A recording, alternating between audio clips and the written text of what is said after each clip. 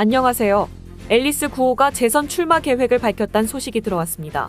뉴스에서 확인하세요. 바로 시작합니다. 첫 번째 뉴스입니다. 전국 학교 백신 접종을 위한 프로그램인 백신 학교 프로그램의 10월 7일 시행을 위한 준비가 끝났다고 보건부와 교육부가 밝혔습니다.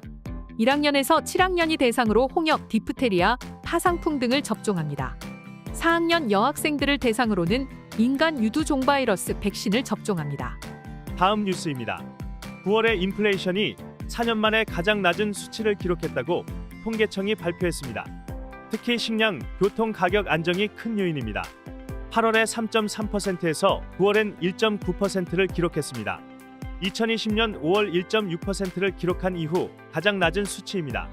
연간으로는 3.4%를 기록 중으로 정부 목표치인 2에서 4%를 유지하고 있습니다. 식량과 비알코올 음료가 1.4%를 기록한 것이 컸습니다. 이는 전체 인플레이션에서 69.1%를 차지하는 부분입니다. 다음 뉴스입니다.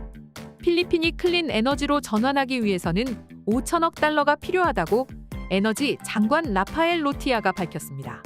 정부는 2030년까지 재생에너지 비율을 35%, 2050년까지는 50%로 끌어올린다는 계획입니다. 필리핀의 에너지 분야는 정부 소유가 아니라 민간 소유이기 때문에 민간과 공공의 투자 5천억 달러가 필요하다고 밝혔습니다. 현재 석탄 발전이 43.9%를 차지하고 있습니다. 다음 뉴스입니다. 2024년 글로벌 혁신 지수에서 필리핀이 3계단 상승했습니다. 133개국 중에서 53등을 기록했습니다. 특히 중저소득 국가 중에서는 인도, 베트남에 이어 세 번째입니다. 특히 필리핀은 하이테크 수출 비중이 가장 높은 국가 중 하나입니다. 예를 들어 컴퓨터, 과학기기, 전기기기 등입니다. 창조적인 상품 분야에서는 14위, ICT 서비스 19위, 글로벌 브랜드 밸류에서는 34위, 무형자산 강도 35위 등을 기록했습니다. 다음 다음 뉴스입니다. 불락한 의회 의원과 그의 기사가 말로로스에서 매복한 저격범들에 의해 사망했습니다. 목요일 오후 5시 30분경 신원을 알 수 없는 용의자들의 총격을 받아 사망했습니다. 다음 뉴스입니다. 목요일 달 화산에서 2회 수성분화가 있었다고 화산지진국이 밝혔습니다. 수성분화는 2분간 지속되었습니다. 이산화황 배출은 3,276톤입니다. 다음 뉴스입니다. 다음 주 화요일 기름값이 예고되었습니다. 휘발유는 0.5페소에서 07페소 인하가 예상됩니다. 반면 경유는 0.4페소에서 0.7페소 인상이 예상됩니다. 등유는 0.15페소에서 0.35페소 인상이 예상됩니다. 다음 뉴스입니다. 태풍 줄리안으로 인한 사망자 집계가 5명으로 늘었습니다. 일로코스 지역에서 4명, 카가얀 밸리에서 1명입니다. 현재까지 신원이 확인된 사망자는 2명입니다. 카가얀 밸리에서 8명의 부상자가 보고되었습니다. 다음 뉴스입니다. 필리핀이 국제 여성 평화 안보 컨퍼런스를 주관하게 됩니다.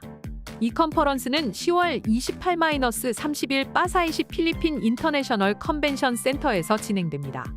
다음 뉴스입니다. 앨리스 구호 전 반반 시장은 자신을 중국 스파이라고 주장한 뉴스 채널 알자지라를 고발하기로 했습니다. 알자지라는 쉬 지장의 주장을 근거로 앨리스 구호의 중국 스파이설을 주장했습니다. 앨리스 구호는 쉬 지장을 알지도 못하고 아무런 관계도 없다고 주장합니다. 법무부는 이런 정보가 정확한지를 파악 중입니다. 사실이라면 이에 따라 처벌하겠다고 법무부는 밝혔습니다. 다음 뉴스입니다. 외교부는 전 반반 시장 앨리스 구호의 필리핀 여권을 취소했다고 밝혔습니다. 이는 국가수사국이 여권에 등록되어 있는 구호의 신체 정보가 일치하지 않는다는 정보를 전달받은 후 취한 조치입니다. 다음 뉴스입니다.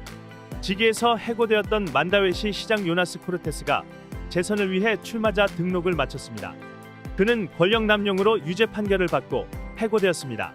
CTO 산호세 원에 위치한 레미콘 공장이 서류가 미비한 상태인데도 이에 대한 적절한 조치를 시장이 지속적으로 취하지 않은 것이 법원에 인정되어 유죄로 판결을 받았습니다. 다음 뉴스입니다.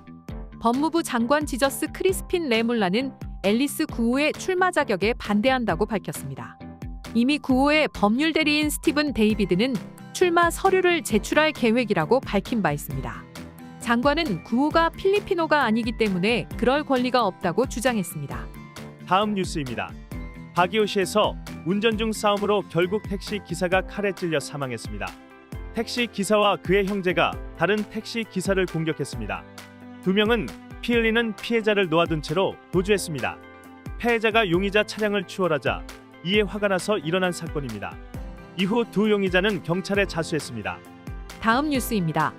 미사미스 오리엔탈의 발린가삭 지역의 한 교사가 학생들을 괴롭히고 이를 찍은 사진과 동영상을 퍼뜨린 죄로 체포되었습니다. 43세의 교사입니다. 피해자인 4명의 남학생과 2명의 여학생이 교사의 집에서 구출되었습니다. 아주 민감한 사진이나 영상들도 있었습니다. 교사는 아이들을 집으로 초대하고 성적인 행위들을 학생들과 자행하고 나서는 학생들에게 300페소에서 500페소 정도를 나눠주었습니다. 오늘의 따갈록 한마디. Humanda ka dali, magiging huli na ng ganito. Humanda ka dali, magiging huli na ng ganito. Let us speak again. Humanda ka dali, magiging huli na ng ganito. Humanda ka dali, magiging huli na ng ganito. 하나님은 죽은 자의 하나님이 아니요 산 자의 하나님이시라 너희가 크게 오해하였도다 하시니라. 마가복음 12장 27절 말씀입니다. 네, 오늘 뉴스는 여기까지입니다. 필리핀 뉴스룸의 구독과 좋아요는 더욱 좋은 뉴스를 전하는 데 큰 힘이 됩니다. 감사합니다.